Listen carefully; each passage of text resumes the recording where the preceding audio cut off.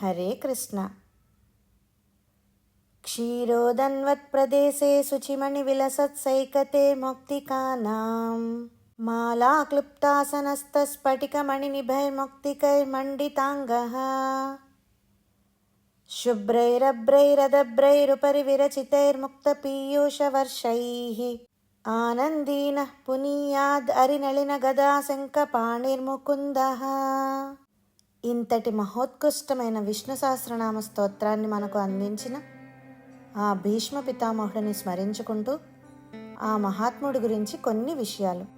అష్టవసువులు అని పిలువబడే 8 మంది దేవతలు ఒకసారి పొరపాటున వశిష్ఠ మహర్షి ఆశ్రమంలో ఉన్న కామధేనువు అనే పవిత్రమైన ఆవును అపహరించారు.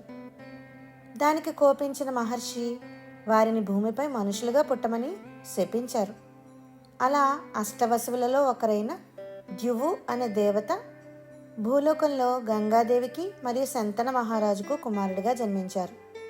ఆయనకే తల్లిదండ్రులు దేవవ్రతుడు అని పేరు పెట్టారు.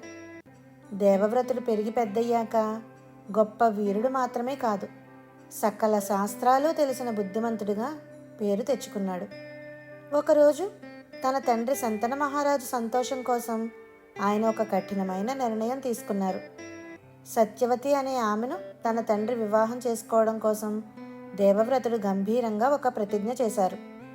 నేను రాజ్యాన్ని తీసుకోను, పెళ్లి చేసుకోకుండా ఆజన్మ బ్రహ్మచారిగా ఉంటాను అని ఆయన చేసిన ఆ భయంకరమైన ప్రతిజ్ఞను చూసి దేవతలు ఆశ్చర్యపోయి ఆకాశం నుండి పూలవాన కురిపించారు. ఆ రోజు నుండి ఆయన భీష్ముడు అని పిలువబడ్డారు. కొడుకు త్యాగానికి మెచ్చిన తండ్రి నీకు కావాలన్నప్పుడే మరణం వస్తుంది అని స్వచ్ఛంద మరణం అనే వరాన్ని ఇచ్చారు. కాలం గడిచింది. కురుక్షేత్ర యుద్ధం మొదలైంది. భీష్ముడికి పాండవులంటే ఎంతో ఇష్టం ఉన్నప్పటికీ ఆయన కౌరవ రాజ్యానికి కట్టుబడి ఉండి వారి తరపునే యుద్ధం చేయాల్సి వచ్చింది. అది ఆయనకు పెద్ద ధర్మ సంకటంగా మారింది. యుద్ధ మైదానంలో భీష్ముడు బాణాల వర్షం కురిపిస్తుంటే అర్జునుడు కూడా తట్టుకోలేకపోయాడు.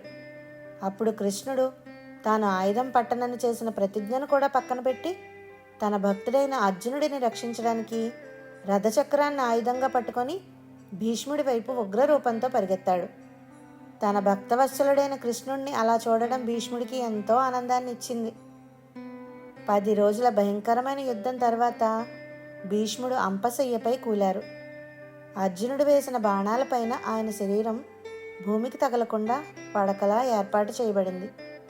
ఆయనకు స్వచ్ఛంద మరణం ఉంది కాబట్టి సూర్యుడు ఉత్తరాయణంలోకి వచ్చే వరకు తన ప్రాణాలను హృదయంలోనే నిలిపి ఉంచారు.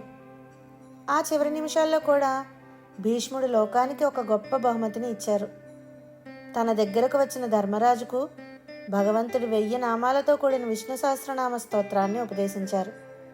అలా ధర్మాన్ని బోధించిన తర్వాత ఆయన ప్రశాంతంగా పరమాత్మలో కలిసిపోయారు. మాట తప్పని గుణం, తండ్రిపై ప్రేమ, భగవంతుడిపై భక్తి భీష్ముడి జీవితం నుండి మనం నేర్చుకోవాలి. అందుకే ప్రతి ఏటా భీష్మ ఏకాదశి నాడు ఆయనను తలుచుకుంటూ మనం ఆయనను గౌరవంగా స్మరిస్తాం. జై శ్రీకృష్ణ.